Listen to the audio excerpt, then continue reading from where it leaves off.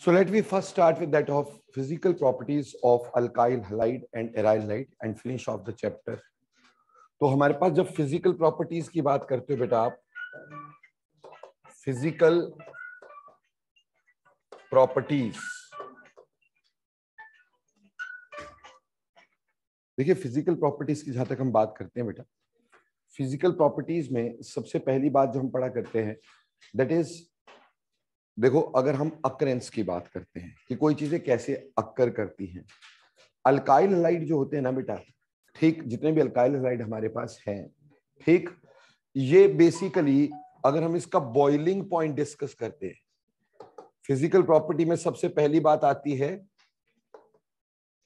Boiling point.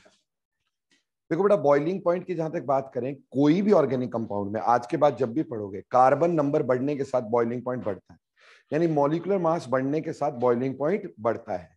More is the molecular mass, more is the boiling point. क्यों?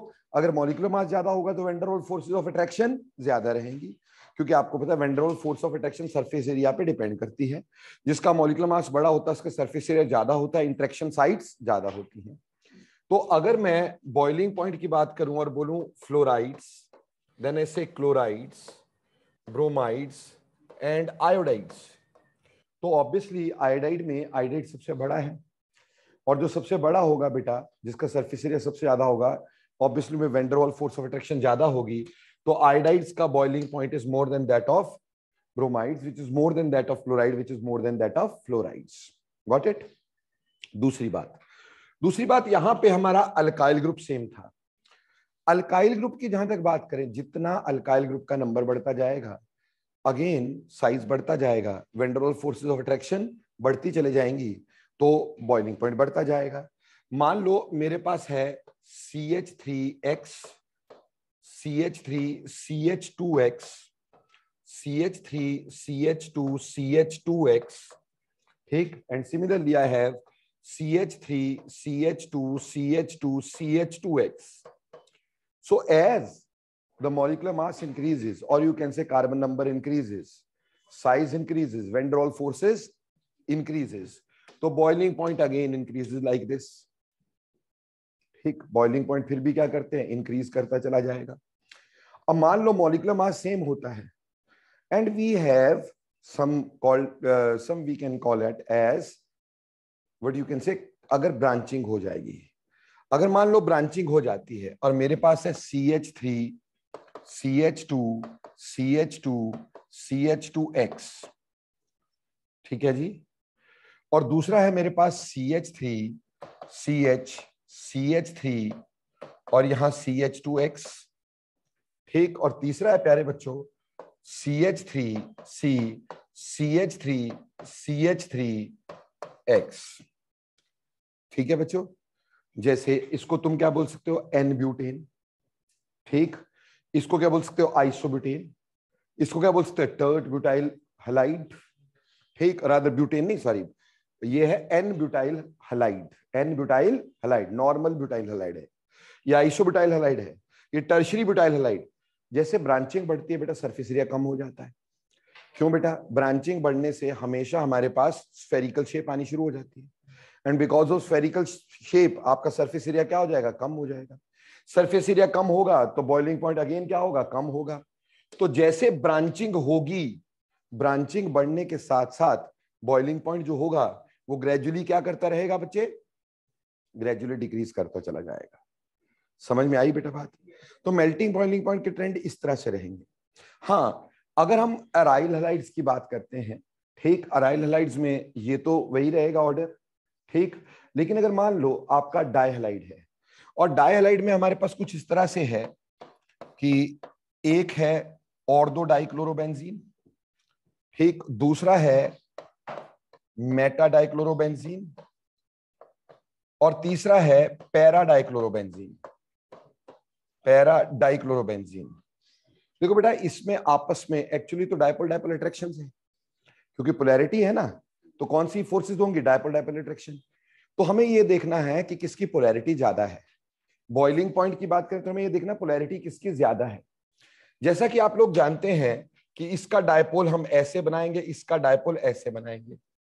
इसके बीच का angle theta कितने का हो जाएगा? 60 डिग्री का होगा। अगर मैं इसकी बात करूंगा, इसका डायपोल ऐसे बनाएंगे, इसका डायपोल ऐसे बनाएंगे, इसका एंगल कितना हो जाएगा? 120 हो जाएगा। अगर मैं इसको देखूंगा, ये अपवर्ड और ये डाउनवर्ड डायपोल एक तरह से क्या हो जाएंगे? कैंसिल। तो हम ये पिछले साल पढ़े थे, more is theta, more is theta, more is the bond angle, lesser is dipole movement. Dipole movement उतनी क्या हो जाएगी? कम हो जाएगी। उस हिसाब से देखें तो ये सबसे ज्यादा पोलर होगा, तो बॉइलिंग पॉइंट इसका सबसे ज्यादा होगा। देन मेटा और पैरा का बॉइलिंग पॉइंट सबसे कम होगा, क्योंकि इसका डायपोल सबसे कम होगा, इसका डायपोल कैंसिल हो जाएगा। पर बेटा यहां पे एक चीज बता देना चाहूंगा, ये बॉइलिंग पॉइंट का ऑर्डर हो गया। अगर मान लो मेल्टिंग पॉइंट का, बेटा melting point does not depend upon basically only dipole dipole attraction, that also depends upon tight packing. अब टाइट पैकिंग में इसका बॉइलिंग पॉइंट तो कम है क्योंकि पोलैरिटी नहीं है, पर बेटा it can be very tightly packed, तो इसका मेल्टिंग पॉइंट ज्यादा हो जाता है।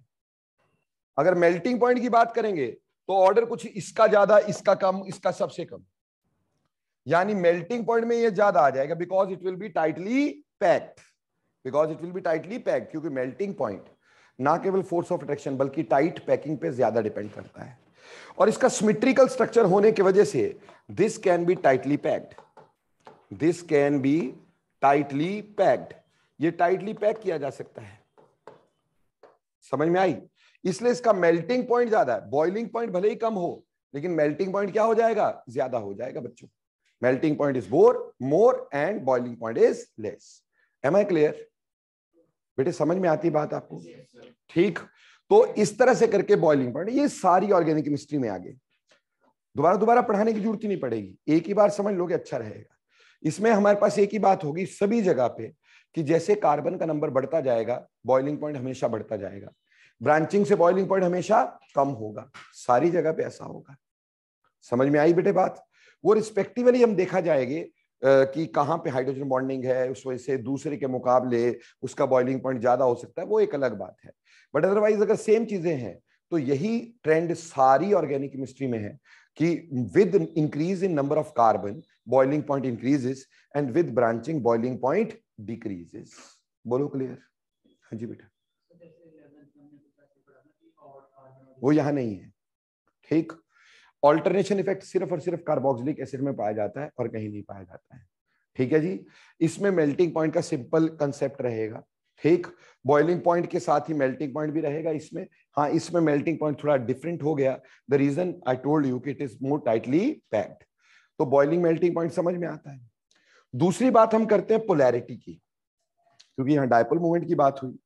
तो अगर मैं डायपोल मूवमेंट की बात करता हूं, डायपोल मूवमेंट की बात करता हूं या फिर पोलैरिटी की बात करता हूं, ठीक, या फिर पोलैरिटी की बात करता हूं, तो देखो बेटे अगर मान लो मेरे पास ऐसा है CH3F, CH3Cl, CH3Br, CH3I। अब हमें तो ये मालूम है कि डायपोल मूवमेंट जो होता है ना वो पोलैरिटी के ऊपर डिपेंड करेगा, जितना ज्यादा इलेक्ट्रॉन एक्टिविटी का डिफरेंस है पोलैरिटी उतनी ज्यादा होगी। बट बेटे हमें एक चीज कभी नहीं भूलनी है कि dipole movement is the product of Q into D, Q into D, where Q is charge and D is the distance of separation। हालांकि फ्लोराइड्स में चार्ज ज्यादा होता है, पर फ्लोराइड छोटा भी तो होता है, छोटा होता है तो उसका बॉन्ड डिस्टेंस कम हो जाता है। इसलिए फ्लोराइड्स की, यहां पे इसकी मिथाइल फ्लोराइड की डायपोल मूवमेंट या polarity is less than methyl chloride, which is definitely more than all of these. ठीक है, लेकिन यहां पे कम हो गई। अब ये क्वेश्चन आपको +2 में आ गया कि alkyl fluorides are less polar than that of alkyl chlorides, even though CF bond is more polar. CF bond जो होने से ज्यादा पोलर होना चाहिए, इलेक्ट्रॉन एक्टिविटी का डिफरेंस में ज्यादा है, बट फ्लोराइड जो है वो लेस पोलर क्यों है? बोला ठीक है जी, इसमें चार्जेस का डिफरेंस तो ज्यादा है पर इसका डिस्टेंस, बॉन्ड डिस्टेंस वो कम है। और डायपोल मूवमेंट जो होता है it is the product of Q into D, it is the product of Q into D, यानी charge into distance of separation. Okay, charge बढ़ गया पर डिस्टेंस ऑफ सेपरेशन क्या रहेगा? कम ही रहेगा। बात समझ में आई कि नहीं आई?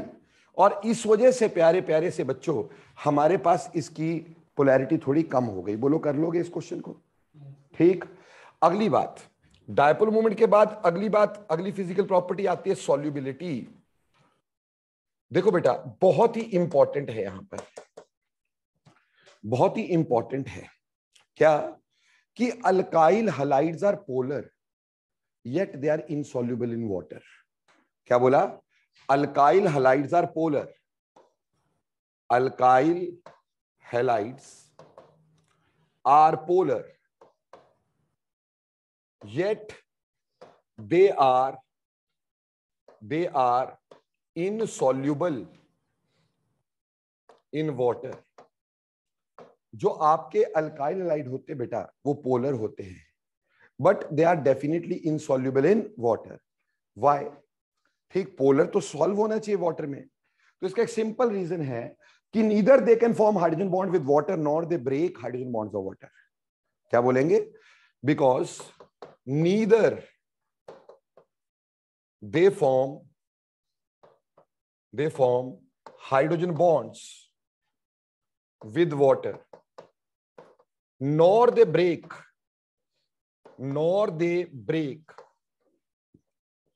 hydrogen bonds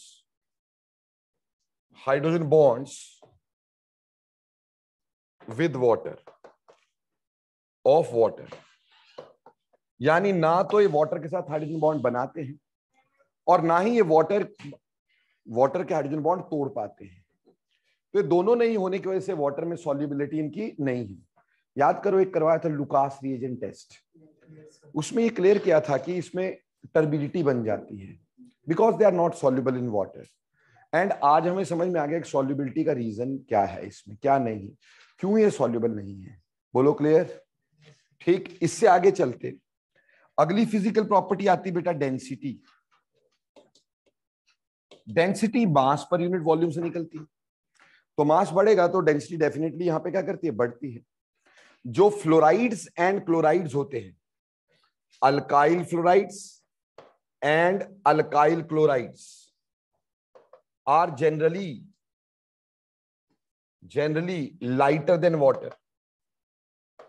lighter than water, whereas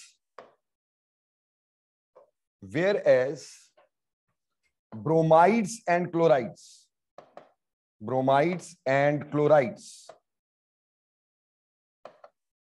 are heavier. Bromides and iodides are heavier than water। इसका मतलब डेंसिटी क्या होगी? इंक्रीज करती चली जाएगी। इसका मतलब सिंपल है कि फ्लोराइड की density is less than that of chloride, which is less than that of bromide and which is less than that of iodides. Clear हो गया बेटा जी? कोई भी मुश्किल? तो बेटा फिजिकल प्रॉपर्टी यही तो होती है। यहां तो बॉइलिंग पॉइंट होता है, यहाँ मेल्टिंग पॉइंट होता है, कलर होता है, इनका कोई कलर नहीं है। हाँ, कलर में एक बात और बता देता हूं, यहाँ पे iodides develop colour on standing. Iodides develop colour on standing. अगर आयोडाइड्स की बात करोगे तो अगर इसको पड़े रहने दोगे बेटा तो क्या होगा? पड़े रहने से इसका जो आपका वर्ड से कलर है, कलर डेवलप होना शुरू हो जाता है। क्यों? क्योंकि बेटा आयोडाइड जो होते हैं उनका बॉन्ड वीक होता है, तो डिसोशिएट होकर के आयोडीन लिबरेट होती रहती है। और आयोडीन आपको पता है कलर होती है, कैसी होती है? वॉयलेट सा कलर होता है कि नहीं? तो इसलिए ब्लू वॉयलेट सा कलर अपीयर होना शुरू हो जाता है। तो हम इसको बोल देते हैं because of less bond energy of iodides they liberate iodine। ये आयोडीन लिबरेट कर देते हैं, इसलिए कलर हो जाता है। तो फिजिकल प्रॉपर्टी में हम यही देखते हैं, कलर। यहां देखते हैं हम लोग क्या? स्मेल। इनकी स्मेल कोई नहीं है बेटा, थोड़े से स्वीट स्मेलिंग होते हैं ये। अगर स्मेल की बात करेंगे तो हलाइड्स आर स्वीट स्मेलिंग। ठीक है जी, स्वीट स्मेलिंग होती है। तो देखो बेटे, आपने कलर देख लिया, आपने स्मेल देख ली, आपने बॉइलिंग पॉइंट देख लिया, आपने मेल्टिंग पॉइंट देख लिया, आपने सॉल्युबिलिटी देख ली, आपने पोलैरिटी देख ली, आपने डेंसिटी देख ली, फिजिकल प्रॉपर्टी खत्म। ठीक, अगर आपको पढ़ते हुए कोई ऐसी चीज हो नहीं समझ में आए, मेरे से दोबारा पूछ ले, क्योंकि इससे ज्यादा कुछ है नहीं। ठीक, समझ में आ गई बात? क्या हम कर सकते हैं अब इसको? So this is all about the physical properties in alcohols. तो उम्मीद करता हूं ये बात क्लियर हो गई होगी। ठीक, चलिए, तो ये चैप्टर फिनिश हो गया अब।